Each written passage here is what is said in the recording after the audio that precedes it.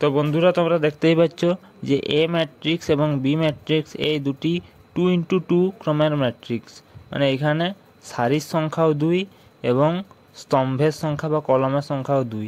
B ম্যাট্রিক্সেও সেই same, সারির সংখ্যাও 2, স্তম্ভের সংখ্যাও 2।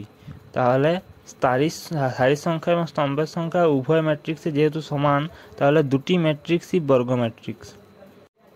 এরপর দেখো এই দুটি ম্যাট্রিক্সের মধ্যে এই সারি বরাবর যে সংখ্যাগুলি সেগুলি লক্ষ্য করো না, এবং এই স্তম্ভ বরাবর সংখ্যাগুলি লক্ষ্য করো না। কোনাকুনি 5 ও 5 কোনাকুনি আছে, কোনাকুনির দিকে 5 ও 5 আছে, মানে এই কোনাকুনি সংখ্যাগুলো যদি দুটার মধ্যে অন্তত একটা শূন্য হয় এবং একটা শূন্য না হয়, অর্থাৎ একটি ম্যাট্রিক্সের মধ্যে যে কর্ণ বরাবর সংখ্যাগুলি থাকবে সেই সংখ্যাগুলির মধ্যে একটিও যদি এমন সংখ্যা থাকে যেটা শূন্য নয়, তাহলে সেই ম্যাট্রিক্সটিকে ডায়াগোনাল ম্যাট্রিক্স বলা যেতে পারে বা কর্ণ ম্যাট্রিক্স বাংলাতে বলা যেতে পারে।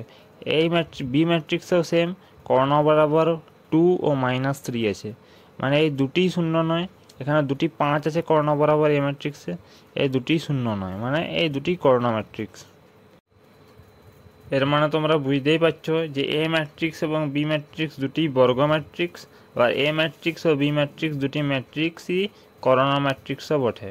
তাহলে যে বর্গ ম্যাট্রিক্সগুলি কর্ণ ম্যাট্রিক্স হিসাবে বিবেচিত হবে সেই ম্যাট্রিক্সগুলিকে কি বলা হবে? সেই ম্যাট্রিক্সগুলিকে বলা হবে আইডেন্টিটি ম্যাট্রিক্স। আইডেন্টিটি ম্যাট্রিক্স বলা হবে, এই ম্যাট্রিক্সগুলিকে সর্বদা আইডেন্টিটি ম্যাট্রিক্স বলা হবে, এটা তোমরা মাথায় রাখবে।